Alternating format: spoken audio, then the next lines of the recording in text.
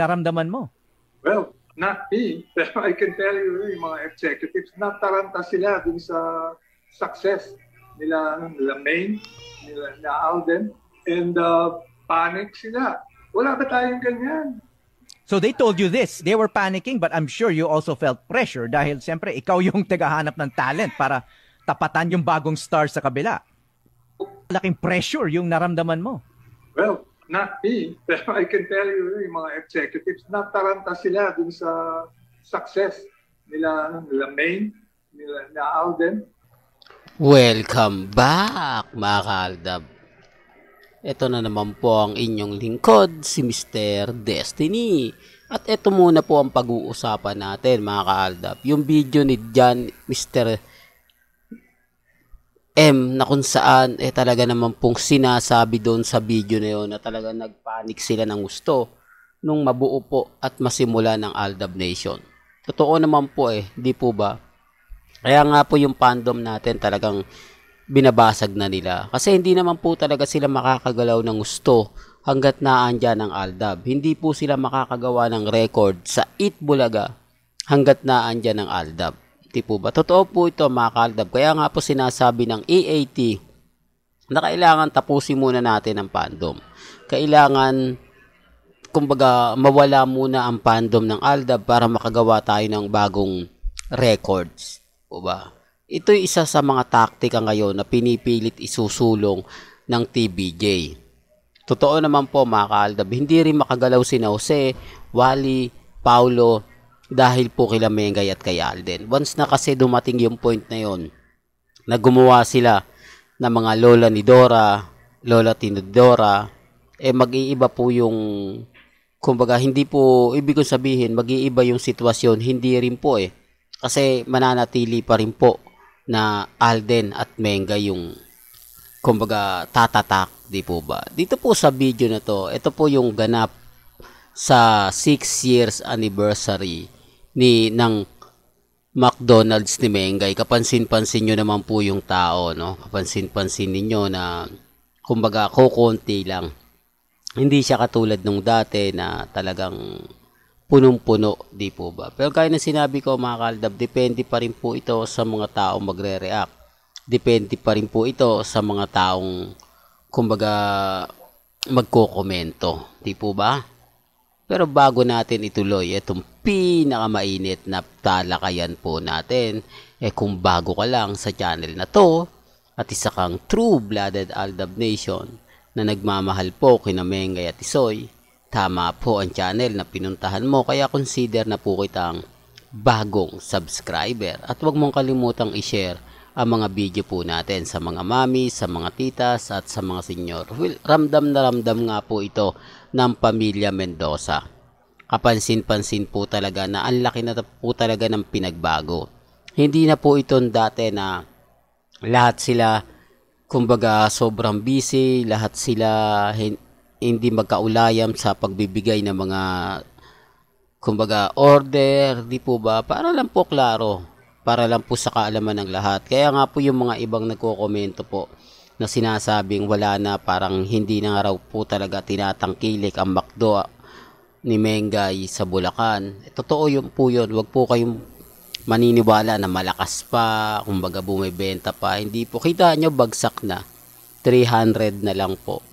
Kung dati-rate, napakataas niyan, tapos nasusold out pa. Sa 300, mabibilang nyo na lang po yung mga pumupunta dyan. Mabibilang nyo na lang po yung mga taong kumbaga yung pupunta pa galing mismo sa probinsya, pupunta pa ng Bulacan, di po ba? O yung masasabi natin galing Batangas, tapos pupunta pa po, di po ba?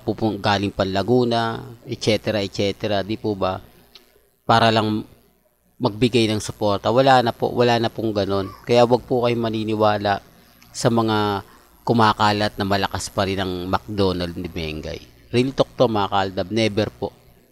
Yan ay base po mismo sa mga nakukuha nating impormasyon. Basta ako updated kung ano lang yung latest, dun lang po tayo. Di po ba? Wag po kayong padadala sa mga sinasabi po natin.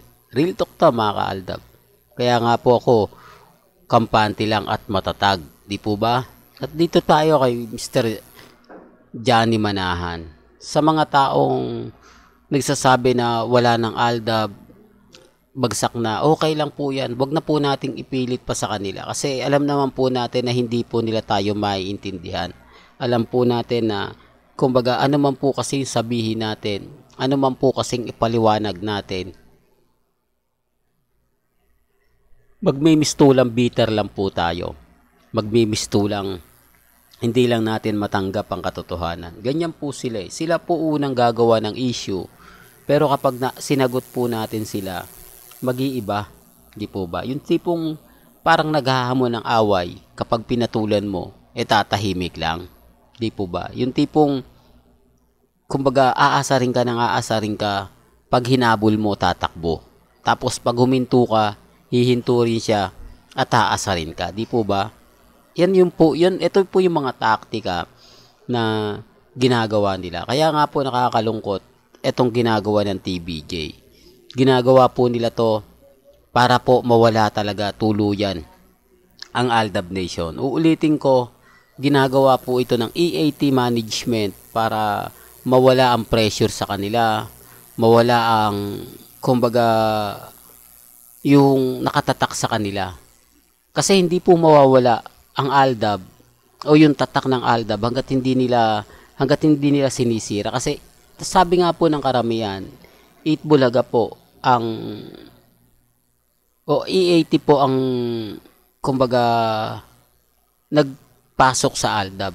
Kila Mengay, kina Alden. Kaya nga po mga ka-Aldab, sila rin daw po ang magbabasag. Kaya nga po sinasabi nila na hindi na nga po daw magsasama sila Mengay, si Alden sa EAT. Totoo naman po, di po ba? Kasi kung titignan mo po, mga ka-Aldab, simula't simula pa lang, pagpasok nila sa TVJ, hindi na po talaga pinagbigyan pa ni sumilip man lang si Alden Richard sa EAT. Mag-guess man lang si Alden Richard sa EAT. Ibig kong sabihin, binigyan siya ng napakaraming project agad-agad. Di po ba?